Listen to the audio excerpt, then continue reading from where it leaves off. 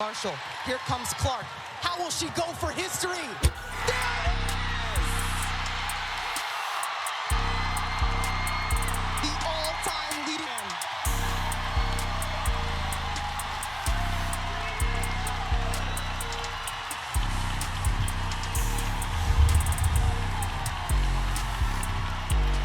Caitlin Clark, the sharpshooter from Iowa who fantastically lit up college courts like they're Christmas trees, is a woman on a mission. That's right, the unicorn, because let's face it, her talent is so rare, entered the WNBA with more hype than a new iPhone release. As a matter of fact, a new term has been named after her. It's called the Caitlin Clark effect, which, for those who do not know, refers to the impact Clark is reported to have on the popularity of women's basketball. But as we all know, with great hype comes great hate, and boy, did the haters come out in full force. My personal favorite was the "she's not ready for the big leagues" crowd. These armchair coaches were louder than a car alarm at 3 a.m. They were saying things like, college ball is one thing, but the WNBA? That's a whole different beast. Yeah, because apparently, the basketball hoop grows an extra foot taller when you go pro. Now, most rookies would curl up in a ball and cry into their overpriced sneakers. But Clark? Oh no. Our girl decided to take all that hate and turn it into the fuel for the biggest "I told you so," since Noah said it might rain.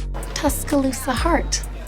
So in today's video, we'll look at how Clark served up a cold dish to one of her biggest haters, Lexie Brown, from the Los Angeles Sparks. Warning: the dish was so cold that Brown ended up having frostbites. But before we get into the meat of this spicy sandwich, kindly hit the like button and subscribe to our channel for more fascinating revenge stories on the WNBA. Back to our story. Brown's jealousy for Clark could have started a time long ago when the latter was dominating headlines right, left, and center in the NCCA. Who knows? But the public got to see it fully displayed when Ice Cube offered to pay Clark a jaw-dropping $10 million over 2 years to play in his Big 3 league. Obviously, Ice Cube made this mouth-watering offer because he thought this rookie was the real deal. But before anyone could say, "Rookie cookie," Lexie Brown hopped on Twitter to call him out. And in an interview afterwards, she said this. What do you think about Ice Cube and the Big 3 offering Caitlin Clark $5 million to play in their league? Well, I have a lot of thoughts. But the first one is, so you offered the contract to a player who's not yet even in the WNBA. Big 3 does not happen during overseas season, so that doesn't make sense. That's true. And then for us to get just constantly shit on, you can't even acknowledge the growth and how amazing the WNBA is doing because shit like this happens. Oh well, that's more shade than a forest floor.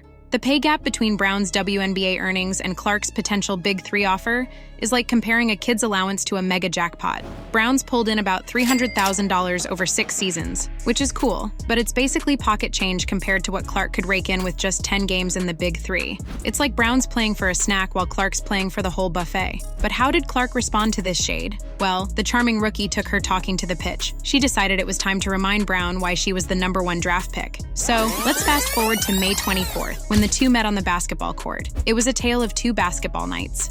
As the game tipped off, Clark emerged like a character from a sports anime, her eyes gleaming with an almost supernatural focus. With each dribble, the ball seemed to be an extension of her very being. The crowd leaned in, sensing they were about to witness something special, and special it was. Clark's performance was a symphony of skill, each move's a carefully orchestrated note in a basketball concerto. That's what 6'5" would do for you. I don't have that luxury. Nice give and go. Clark right at the cup, and she gets the bucket. Futility from 3 for the Sparks, 0 for 9, and Caitlin Clark says... Clark's stat line? 11 points, 10 rebounds, and 8 assists. Now, 11 points might not sound like much, but in the WNBA, that's like scoring 50 in a pickup game at your local Y. Trust me, I've tried. Security kicked me out for excessive celebration after I finally made a layup. Anyway, her 8 assists truly told the story, each one a brushstroke in her masterpiece. Imagine, if you can, a point guard with the court vision of an eagle and the precision of a neurosurgeon. That was Clark on this fateful night. She didn't just pass the ball, she teleported it through dimensions only she could see. Her teammates found themselves catching passes they didn't even know they were open for, like surprised recipients of basketball Christmas gifts. There's just 1 of 5. How about Fact Bidley running the floor there? And the find there from Clark. Is it underrated? Everybody talks about the logo 3s. Yeah, they do. Nice concept, good execution.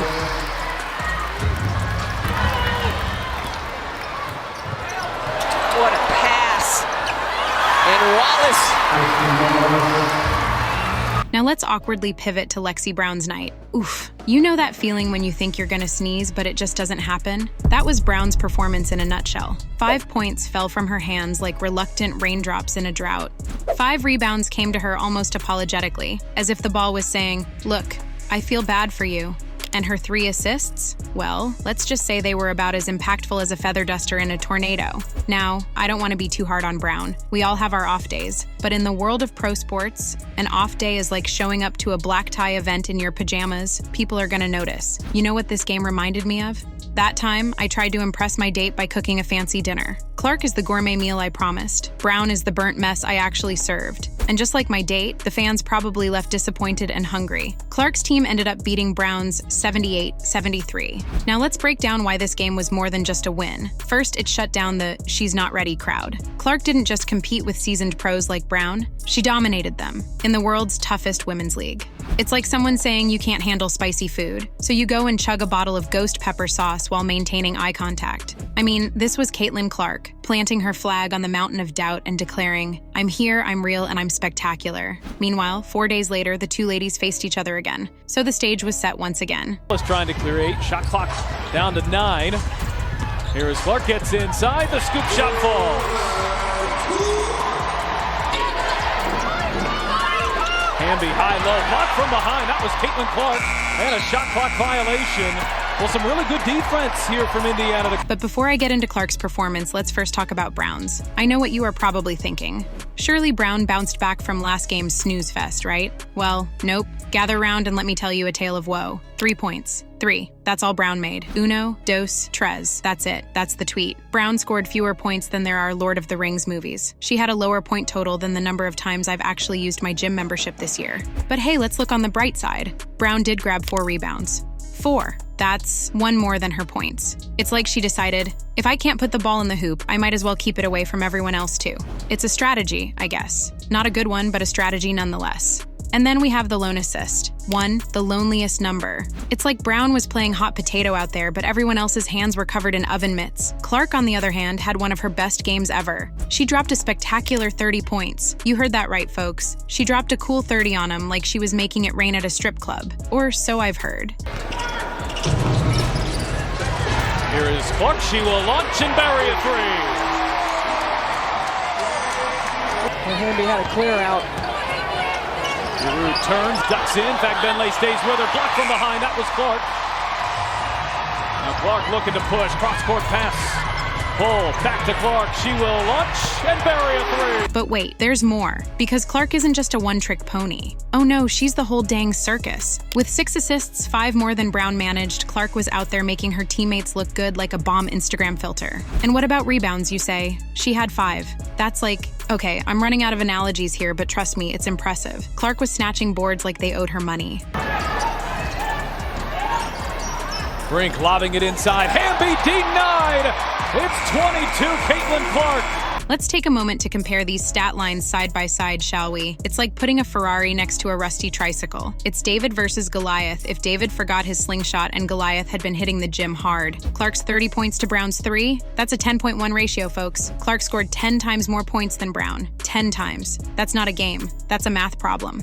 The assists? 6-1. Clark was out there playing Santa Claus in July, handing out gifts left and right. Brown, on the other hand, was more like that one uncle who always says he forgot your birthday present. Even in rebounds, where guards aren't typically expected to dominate, Clark outshined Brown 5-4. It's like they were both digging for gold, but Clark brought a backhoe while Brown was using a plastic spoon. Now, I'm not here to rag on Lexie Brown. We've all had bad days. Heck, I once put on my pants backward and didn't notice until lunchtime. But in the world of professional sports, having 2 stinkers in a row is like showing up to a black tie event in a chicken suit, twice. So what's the moral of this story? Besides, don't mess with Caitlin Clark unless you want to end up as a cautionary tale in someone's YouTube video. It's that in basketball, as in life, you never know what's going to happen. One day, you're on top of the world. The next, you're wondering if you accidentally put on your clown shoes instead of your basketball sneakers. For Clark, the sky's the limit. She's not just reaching for the stars, she's using them for dribbling practice. She showed that actions speak louder than words, and her actions just broke the sound barrier. At this rate, she might just break the game of basketball. Someone check if she's actually a video game character who accidentally glitched into real life. As for Brown, well, how does that humble pie taste? I hope you saved room because something tells me Clark's serving up seconds. In all seriousness, though, let's not write off Lexie Brown just yet. Every great comeback story needs a low point, and boy, is this a low point. It's so low it makes the Dead Sea look like Mount Everest. So there you have it, folks. Another chapter in the Chronicles of Balling and Falling. If you enjoyed this video, wait until you see the next hater Clark served up a cold dish. Meanwhile, share your thoughts with us in the comments section, and don't forget to like and subscribe to our channel if you haven't done so already.